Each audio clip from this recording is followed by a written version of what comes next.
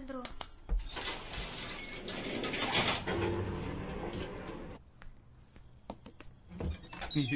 Hi.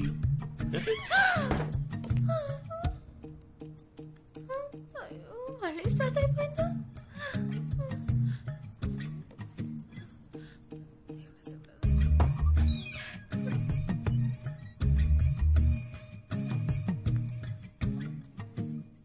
తను చెప్పినట్టే జరుగుతుంది. ఇన్నాళ్ళు బాగానే ఉన్నానుగా.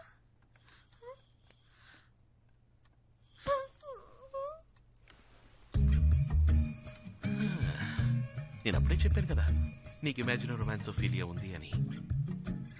ఏమండి అసలే నా కొంట్లో బాలేదు, మధ్యలో మీరేంటి? ఓ మై గాడ్, నా గొంతు నీకు వినిపించిందా? ఇలా చూడు సత్య, ముందు నేను లేని చోటంతా నీకు కనిపించాను అంటే నువ్వు నన్ను మనస్ఫూర్తిగా ప్రేమించడం మొదలుపెట్టావు. That's symptom number 1. ఇప్పుడు నా మాటలు నీకు వినిపిస్తున్నాయి. That's symptom number 2. అప్పుడు దీని అర్థం ఏంటర్థం? లవ్ ముదిరిపోయిందని అర్థం. నేను నమ్మను. ఏ నాకు లవ్వా? అది నీ మీద. అవును మరి, లవ్ కాకపోతే కొత్త నంబర్ 6, పాత number 16, money watch works, watch maker street, Vizag 530027 లో ఉన్న నేను, పాత నంబర్ 21, కొత్త నంబర్ 24, ఉల్లి వీధి, గోపాల సముద్రంలో ఉన్న నీ కళ్ళకు కనిపిస్తున్నానంటే ఎలా మరి? మా ఊరు అడ్రస్ మీకెలా తెలుసు? Basically I'm watch mechanic. General గా నాకు జనరల్ నాలెడ్జ్ ఎక్కువ. అది వదిలేసే, నీ కళ్ళకి మాత్రం ఎలా కనిపిస్తున్నాను? ఎలా కనిపిస్తున్నారు? లవ్. యా. ఇప్పుడు నేను ఎక్కడున్నానో చెప్పు. Hall number 6, new number 16, money watch works, watch maker street, Prahladpuram, Vizag 530027. నువ్వెక్కడున్నావు? హాల్ నంబర్ 21, న్యూ నంబర్ 24, ఉల్లి వీధి, గోపాల సముద్రం. అది అయినా నేను కనిపిస్తున్నాను, నా మాట వినిపిస్తోంది అంటే ముదిరిపోయింది. Symptom number 2 confirm. ఇప్పుడు సిమ్టమ్ నంబర్ 3. ఏంటిది? ఇప్పుడు వెంటనే పెళ్లి చేసుకునే ఆశ ఉందని చెక్ చేద్దాం. అలాంటి ఆశలు ఏమీ లేవండి. తొందరపడి మీరు ఏ నిర్ణయం తీసుకోకూడదు. నేను మీలాగే అనుకుంటున్నాను. అయినా మీరు నా పర్మిషన్ లేకుండా నా లవ్ చేయడం నాకేమాత్రం నచ్చలేదు. సరే వదిలేండి, జరిగింది ఏదో జరిగిపోయింది. ముందు ఏదో టెస్ట్ చేద్దాం. ఒకవేళ మీ కళ్ళకి మా అమ్మ కనిపిస్తే మీరు మా కుటుంబంలో ఒకరవ్వాలని, నన్ను వెంటనే పెళ్లి చేసుకోవాలనే ఆశ మీ మనసులో పొంగుతుందని అర్థం. ఎలా మీ అమ్మగారిని? ఏదో మిమ్మల్ని లవ్ చేస్తున్నాను కాబట్టి నేను లేని చోట మీరు ఉన్నట్టు, మీరు మాట్లాడుతున్నట్టు అనిపిస్తుంది. అందుకని ఏకంగా పిచ్చి షార్ప్ అండి మీరు. ఒకవేళ మీ కళ్ళకి వెనకాల కిటికీలోంచి మా అమ్మ కనిపిస్తే, ఒకవేళ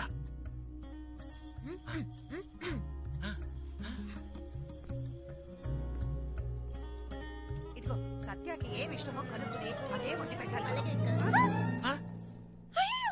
ఏంటి కనిపిస్తున్నారు? నిజంగానా? నిజంగానే కనిపిస్తున్నారు. అచ్చాబా, పెళ్లి చేసుకోవడం ఆస్తి నువ్వు మరీ అబద్ధాలు ఆడుతున్నావు. అయ్యో మా మమ్మీ మీద ఒట్టు నిజంగా కనిపిస్తున్నారు. ఏంటో అనేది నిజమా?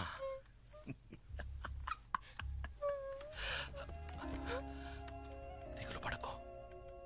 చివరిగా సిమ్టమ్ నంబర్ 4 టెస్ట్. ఇంకో టెస్టా? ఇది చాలా అందమైన టెస్ట్. ఏంటో చెప్పండి. పెళ్ళైన వెంటనే నీకు పిల్లల్ని కనాలనే ఆశ ఉందో లేదో తెలుసుకునే టెస్ట్. అదెలా? నేనెక్కడున్నాను? Hall number 6, new number 16, money watch works, watch maker street, Prahladpuram, Vizag 530027. నువ్వెక్కడున్నావు? న్యూ నంబర్ 21, హాల్ నంబర్ 24, ఉల్లి వీధి, గోపాల సముద్రం. అక్కడున్న నేను, ఇక్కడున్న నిన్ను తాకడం కుదురుతుందా? కుదరదు. తాకినట్టు కనుక అనిపిస్తే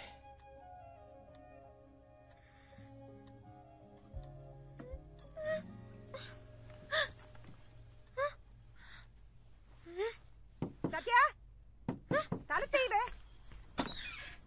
ఏంటమ్మా? లోపల ఏం చేస్తున్నావే? కిందకి రా. వాళ్ళు నేను తర్వాత వస్తాను. నాకు ఒంట్లో బాగాలేదు. డాక్టర్ రమ్మంటే ఏమైంది? నీకేం కాలేదు, ముందు కిందకి రా. ఇదో వ్యాధి, ఇమాజిన్ రొమాన్సోఫీలియా, సిమ్టమ్ 1, 2, మ్యారేజ్ బేబీస్. ఏంటి ఈ తిక్క వాగుడు? అంటు వ్యాధి ఏంటి? పక్క వాళ్ళకి పాకుతుందా? అదేం పాకదు. ఎందుకైనా మంచిది కొంచెం దూరంగా ఉండు. నీకు సోకితే నేను కాసేపు రెస్ట్ తీసుకుని తర్వాత వస్తాను. ఆగవే, ఎవరొచ్చారో తెలుసా? మీ మేనత్త. రావదినా? అయ్యో ఏవిడా, అంబులెన్స్ పిలిచేమా? ఏమైంది నీకు? వదినా, ఈ పిల్ల నీ మేనకోడలు సత్య. నీకు కనిపిస్తున్నారా? వ్యాధి నీకు సోకిందా? ఇద్దరం కలిసే డాక్టర్ దగ్గరికి వెళ్తాం పదా. ఇన్నేళ్ల తర్వాత వచ్చిందేని సంతోషపడకుండా పిచ్చి పట్టిందల్లాగా అవుతున్నావు. వదినా, నా మేనకోడలు ఇదివరకే మా ఇంటికి వచ్చింది, కానీ పని మీద వచ్చింది. అయ్యో, నా మేనకోడలకు కనీసం కంపు కాఫీ కూడా ఇవ్వకుండా పంపించానే. ఏంటి అలా చూస్తున్నావు? మణికి నువ్వు ఇక్కడున్న సంగతి తెలిస్తే ఎంత సంతోషపడతాడో తెలుసా? మణి, మణి, రే మణి, మణి, ఇలా రారా, రా. Sure. Yes, Mataji. How can I help you? ఇటు చూడు, ఎవరున్నారు? ఎవరు? మన ఇంటికి వచ్చిందే. ఎప్పుడు? రే, నా చీర కూడా ఇచ్చాను కదరా. అయ్యో, మా షాప్ కి ఎంతో మంది కస్టమర్స్ రావడం వల్ల మొహం గుర్తుండకపోవచ్చు. సారీ, మీ మొహం గుర్తుపట్టేందుకు తప్పుగా అనుకోకండి. అదేరా, చందన స్టోర్ లో నా కాబోయే కోడల కోసం పింక్ కలర్ చీర కొన్నాను, అది ఇచ్చాను కదా. HMT మోడల్ S76 తాతగారి ఫేవరెట్ వాచ్.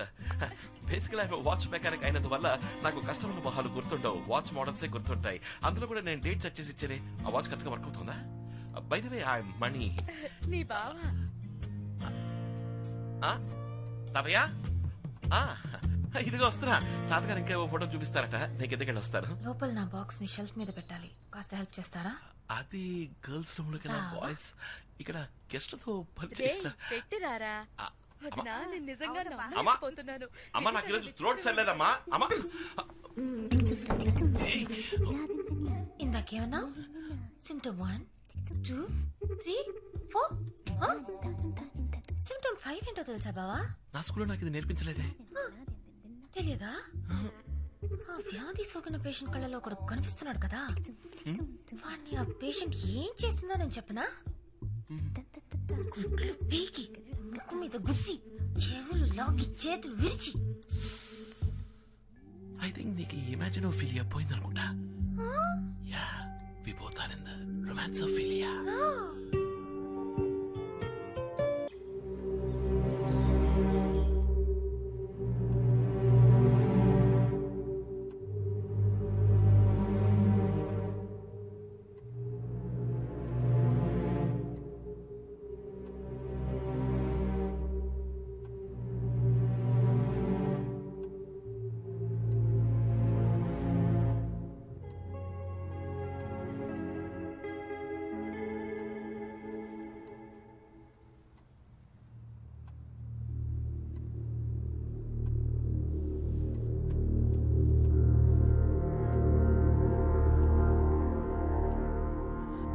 అందరూ కలిసిపోయి సంతోషంగా ఉండే ఈ టైంలో నా కథ చెప్పి అనవసరంగా మిమ్మల్ని బాధ పెట్టాను. చచ్చా, అలాంటిదే లేదు సార్. మీ మనసులో ఉన్న బాధని మాతో చెప్పుకున్నారు, అంతేగా. ఆత్రేయ అని మీ అన్నయ్య పేరు వినగానే మాకు తెలియకుండానే లోపలేదో భయం వేస్తోంది. మీ కథ విన్నా మాకే గుండె తరుక్కుపోతుంటే అది అనుభవించిన మీకు ఇంకెలా ఉంటుందో. డబ్బు కోసం సొంత తమ్ముడి భార్యని, ఈ ఆత్రేయ లాంటి వాళ్ళకి చావంత త్వరగా రాకూడదు సార్. వాడు అసలు చచ్చుండకూడదు. వాడు ప్రాణాలతో ఉండి ప్రతి క్షణం చిత్రవద అనుభవిస్తూ కురింగి కృషించి రఘు, క్షమించండి నాన్న. శివకుమార్, జరిగిపోయిన దాన్ని మనం ఎలాగో మార్చలేం కదా.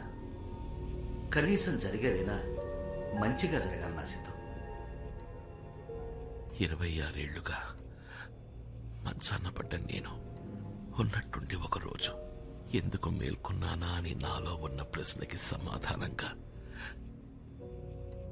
నా బిడ్డ ఈరోజు నా ముందున్నాడు. నేను ఇన్నాళ్ళు ప్రాణాలతో ఉన్నది నిన్ను మళ్ళీ చూస్తానన్న నమ్మకంతోనే. అమ్మా, అసలు మీకెలా కృతజ్ఞతలు చెప్పాలో తెలియట్లేదు. చివరిసరిగా నా బిడ్డని ఒక్కసారి చూడాలనిపించింది. అందుకే మిమ్మల్ని వెతుక్కుంటూ వచ్చాను. చూసేశాను, నా మనసు నిండిపోయింది. చల్లగా ఉండు, నేను వెళ్ళొస్తానమ్మా. వస్తానండి మిత్ర. సార్, పెడదాం పద. ఏంటిది శివకుమార్? వచ్చి రాగానే వెళ్ళిపోతానంటున్నావు. ఇన్నేళ్ల తర్వాత నా కూతురు వచ్చింది, నా మనవడొచ్చాడు. బిడ్డ దూరం అయితే కలిగే వేదనేంటో, ఆ బాధ ఏంటో నాకు బాగా తెలుసు. అవునండి, మీ అబ్బాయి కూడా కొద్ది రోజులు మీతో గడపాలని ఆశ ఉండదా? అంతేకాదు శివకుమార్ గారు, మీరు కూడా ఈ కుటుంబ సభ్యుల్లో ఒకరని మర్చిపోకండి. మణి, నాన్నగారు లోపలికి తీసుకెళ్ళు. ఇది మీ ఇల్లు. రండి శివకుమార్ గారు. పదండి నాన్న.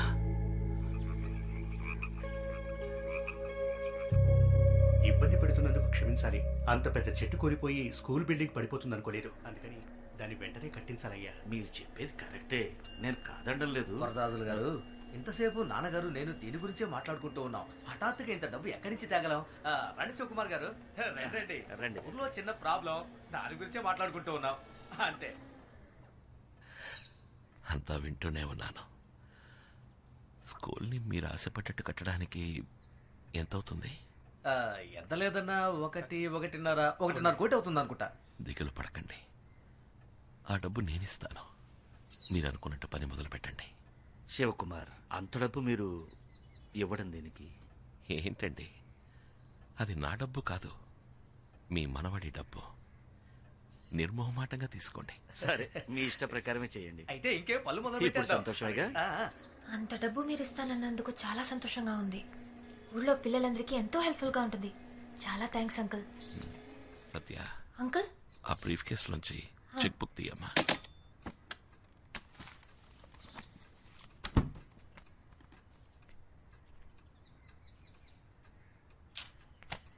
తాతయ్యకి ఇచ్చొస్తాను.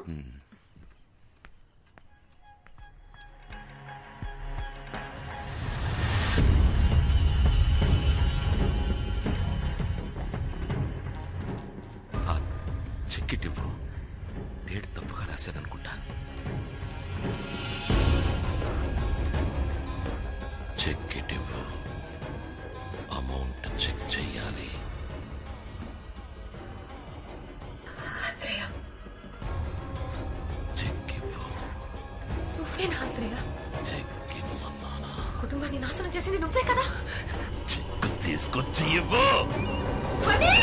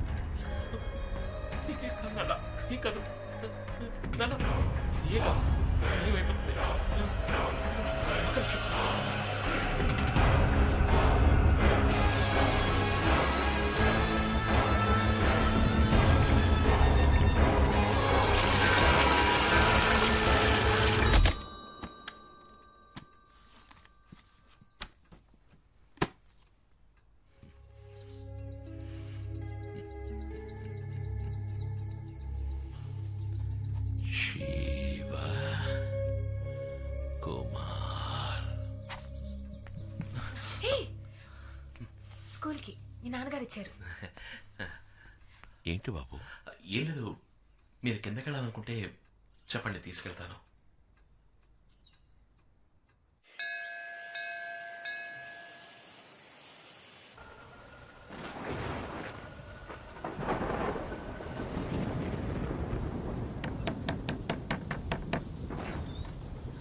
అంకుల్, ఏంటి, ఏమైనా కావాలా?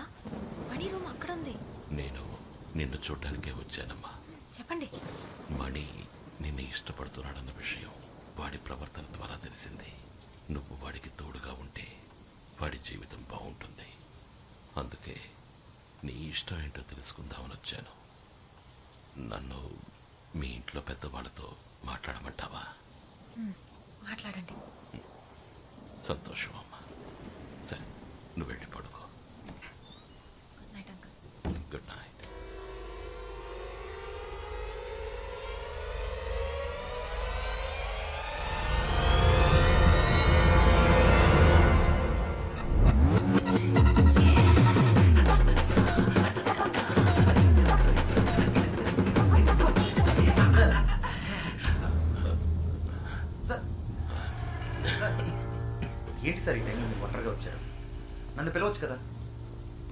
రండి సార్, రూమ్కి వెళ్దాం. అద్భుతంగా నటిస్తున్నారు కదా సార్. ఈ ఇంట్లో ఎవ్వరికీ అనుమానం వచ్చే ఛాన్సే లేదు. అందరినీ నమ్మించారు. అంతెందుకు, మిగతా వాళ్ళ నేను నమ్మేశాను. బాధపడుతున్నట్టు నటించవచ్చు, కానీ మనసులో అంత బాధ పెట్టుకొని సంతోషంగా ఉంటున్నట్టు ఎలా నటించగలుగుతున్నారు సార్? ఇంకా కొద్ది రోజులు మాత్రమే. మీరు ప్రాణాలతో ఉంటారన్న సంగతి అంత తేలిగ్గా ఎలా తీసుకోగలుగుతున్నారు సార్? ఇది మీ కొడుక్కి తెలియాలి సార్.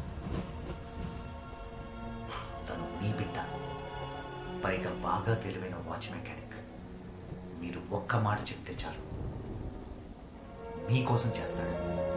చూడలేకపోయినా అమ్మని చూడాలని తపనతో చేస్తాడు.